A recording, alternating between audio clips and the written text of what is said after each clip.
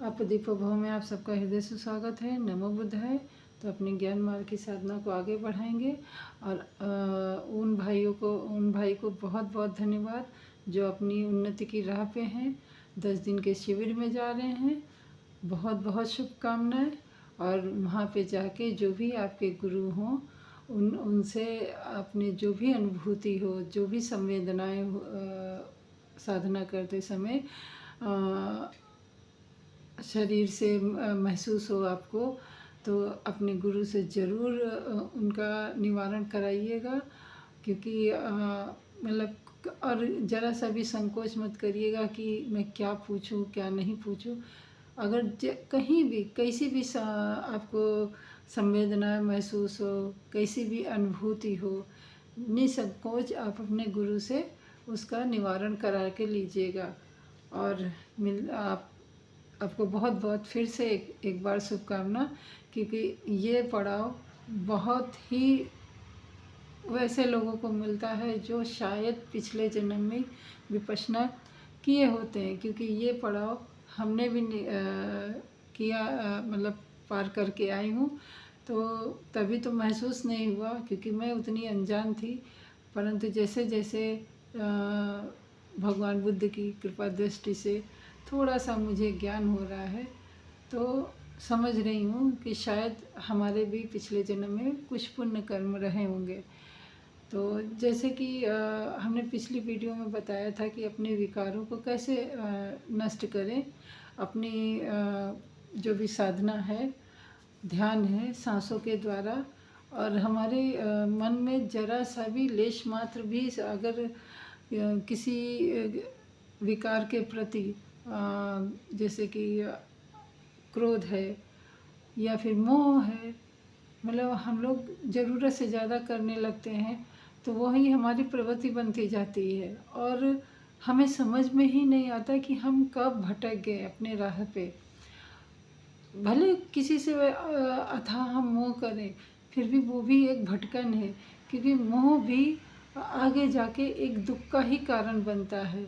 यानी ये जीवन है तो दुख है, यानी जीवन और दुख, सुख एक सिक्के के दो पहलू हैं। मतलब अगर हमारा जीवन है तो दुख भी आएगा और सुख भी आएगा। हमें दोनों में समभाव रखना है, चेतना में रह के उनको देखना है, उनको जीना है। अगर हमारे जीवन में कोई दुख आया है तो उसको भी अपने चेतना भाव से हमें देखना है, सजग रह के देखना है। क्योंकि इस धरा की, इस प्रकृति की कोई भी चीज़ है वो स्थिर नहीं है, निरंतर वो अपना भ्रमण करती ही रहती है। अभी जैसे कि वैज्ञानिकों ने पृथ्वी का अभी क्या मतलब हजारों साल हो गए हैं, खगोलिक वैज्ञानिकों ने ये सिद्ध कर दिया कि सब कुछ अपनी जगह पे हिल डुल रहा है। ये वैज्ञानिक तौर पे भी प्रूफ हो गया है। और हम अगर ध्यान साधना करेंगे तो वहाँ भी ये सिद्ध होता है कि कोई भी चीज़ निश्चित नहीं है, कोई भी चीज़ स्थिर नहीं है, सब अनिश्चित है, सब डामाडोल है। एक पल ये है तो दूसरे पल वो है। हमारी ज़िंदगी भी हम लोग कैसे भ्रूण से माँ के गर्भ में आते हैं, माँ के गर्भ से इस धरती पे, इस दुनिया में आते हैं। इस दुनिया में हम इतने से इतने, इतने से इतने, इतने और इतने भी बड़े होके, बूढ़े होके शरीर नश्वर है, वो जिस मिट्टी से बना था उसी मिट्टी में विलीन हो जाता है। तो देखा, जीवन भी हमारा निश्चित नहीं है। जो सांस अभी मेरी आई वो सांस पलट के मेरी ज़िंदगी में दोबारा नहीं आएगी।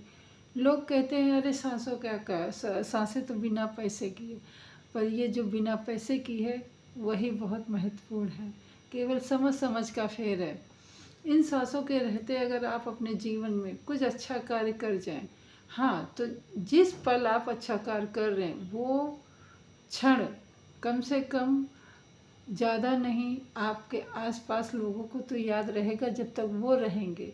जैसे कि हम कहें कि बुद्ध ने जो भी कार्य किया, अपने उत्थान के लिए किया, अपनी मन की शांति के लिए किया, क्योंकि उनको दुख दुख दुख दुख देख के वो बहुत दुखी हो गए थे और उस दुख के निवारण के ही लिए उन्होंने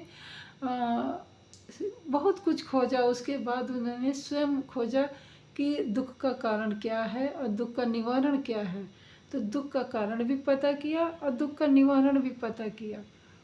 और बहुत से ऐसे, मैं पिछली भी वीडियो में बताई हूँ कि बहुत से बुद्ध हुए कि अपने दुख का तो निवारण करके हमेशा के निर्वाण प्राप्त कर लिए, परंतु इन्होंने दुख का निवारण तो किया अपना, जगत के भी दुखों का निवारण करने के लिए, क्योंकि कुछ इनको ज़रूरत से ज़्यादा ही करुणा थी। इतनी ज़्यादा करुणा तो देवताओं में भी नहीं होती है। आपने जैसे कि इतिहास में सुना पढ़ा होगा कि वो लोग भी राक्षसों को मारते हैं, वो लोग भी मतलब किसी का एक पर्टिकुलर का साथ देते हैं, अच्छाई पर बुराई की जीत। ये सब क्या है? बुद्ध तो इनसे भी कई गुना आगे निकल गए। उनके लिए देवता भी अपने थे, राक्षस भी अपने थे। उनका काम कोई किसी को मारना नहीं था, उनका काम किसी को ये नहीं बताना था कि तुम बुरे हो। उनका काम था समभाव में रहना, उसके मन को परिवर्तित करना, ना कि उसके जीवन का अंत करना। जो उसके बुरे कृत्य थे, जो इंसान कृत्यों के कारण ही तो अच्छा और बुरा बनता है। तो जैसे कि उसके बुरे कृत्य ही मार दो और वो फिर अभी एग्जाम्पल के लिए हम बोले जैसे कि हर एक मानव में राम भी है और रावण भी है, जिसकी बुरी जबकि रावण में भी बहुत सारी अच्छाइयाँ थी, और अगर गौर से देखा जाए तो राम में भी बहुत सारी बुराइयाँ थी, परंतु लोगों ने उनको बहुत अच्छा कह के, और ठीक है अच्छे थे, ऐसा मैं नहीं, मतलब मैं किसी को अच्छा या मतलब एग्जाम्पल मैंने दिया, मतलब इस शरीर में सब कुछ है, अच्छाई भी है बुराई भी है। हम चाहें तो राम बन जाए, हम चाहें तो रावण बन जाए, हम चाहें तो इंसान बन जाए, हम चाहें तो शैतान बन जाए। यानी हमारी बुराइयां ही हमें हमारी पहचान बनाती कि हम क्या हैं। तो और ये सब कैसे संभव है? ये कहीं कुछ ऐसा करने से नहीं कि हाँ भाई कोई जादू है और किसी ने ऐसा कर दिया हम जान गए। अगर किसी ने जादू किया और आप जाने, तो उसने जादू किया तब आप जाने, और वो जाने जो वो जाना आपको जनाना चाहिए।